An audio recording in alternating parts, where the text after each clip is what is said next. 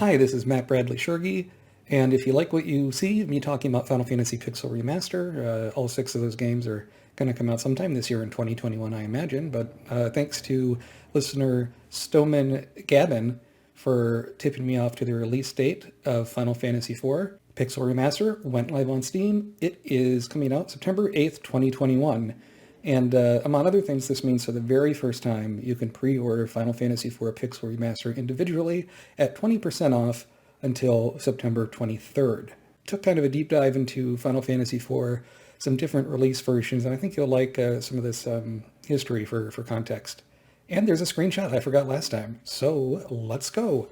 Remember, if you like what you see, like and subscribe and do all these things wherever my hands are waving.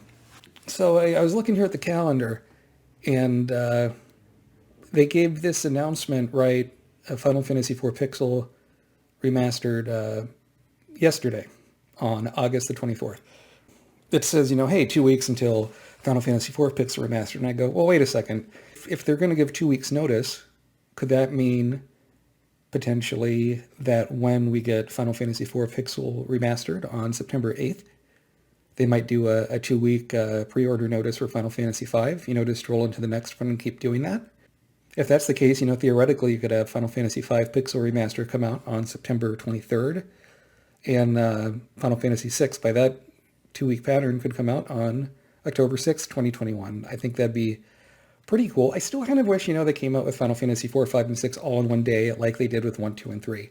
But it is what it is. We got what we got.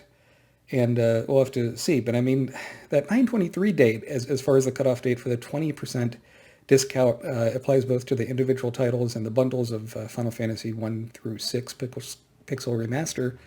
Like, I don't think they'd have that expire before the last game comes out, right? Final Fantasy 6, that would seem kind of weird. Otherwise, September 23rd just seems like such an arbitrary date for me. I'm not, maybe they'll bump that out if Final Fantasy 6 Pixel Remaster comes out later than then, but that would kind of stink if you couldn't pre-order it, but the game hadn't, there's no release date for the last game in the package. It's just like, tough luck, you gotta wait. Don't know.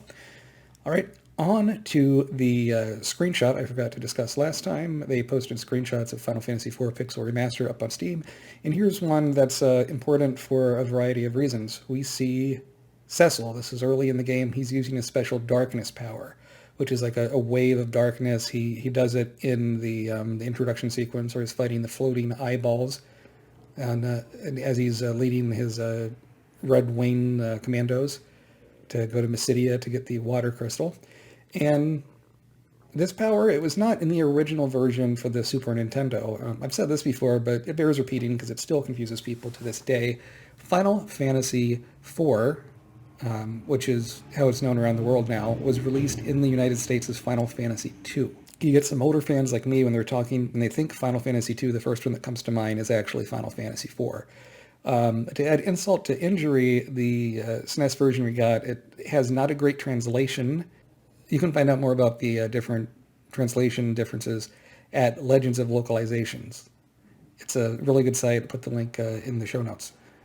What we got in the US was Final Fantasy IV Easy Type, but it was modified even further to be even easier than the Japanese Final Fantasy IV Easy Type. They took out some special moves like this darkness thing we see in this picture, like this special move Cecil has. They removed a lot of the character's special moves. They made the grinding faster. They made the game overall easier, but they also took out some of the items and just kind of had items that could heal every single malady, whether it's stone or poison. And so I'm wondering, what version of Final Fantasy IV are we going to get for Final Fantasy IV Pixel Remaster? I assume it's the original Japanese type, and yet they're going to balance the difficulty like they had with Final Fantasy 1, 2, and 3. So what will that mean? Will that be harder than the Super Nintendo version we got here as Final Fantasy II? Will it be easier? Will it be super hard, like the Nintendo DS version that had the polygonal graphics that I never thought looked good in the first place, but you can still get those on the Steam port and the mobile port. You can get under Final Fantasy IV 3D version, and there's also the After Years. Which brings me to what some kind of the more unusual releases Final Fantasy IV had, just to show you how many times this has been re-released. I talked about this a while back on the episode with the different music bits that people liked. I might do another one of the music episodes. If you have ideas for episodes I can do about Final Fantasy Pixel Remaster, post comments below. I really like it when people post comments, and I do my hardest to respond pretty quickly to these because I like that I'm getting more subscribers and people seem to like these videos and they're doing better than what I've so all good. So he had in Japan Final Fantasy IV. Then a little bit later he had a Final Fantasy IV Easy Type. This made it easier for presumably younger players. I'm not sure if they changed the text in the game to have more hiragana or katakana. That's something that just came to mind that could be interesting to look into. Then you had Final Fantasy IV came out for PlayStation 1. In the United States, this came out as Final Fantasy Chronicles packaged with Chrono Trigger. It sold for about $39.99, I think, originally. It probably goes for more now. But in Europe, Final Fantasy IV was released separately for PlayStation 1. This is a port of the SNES version, the Easy Type, but they did change some of the translation to be a little bit better. What's really cool, though, is in Japan only, you had a box set of Final Fantasy IV, 5, and 6 for the PlayStation 1 that came with a clock with Yoshitaka Amano artwork. Pretty neat box and everything. What's even cooler is several years later, they did a 25th anniversary box set of Final Fantasy 1 through 13.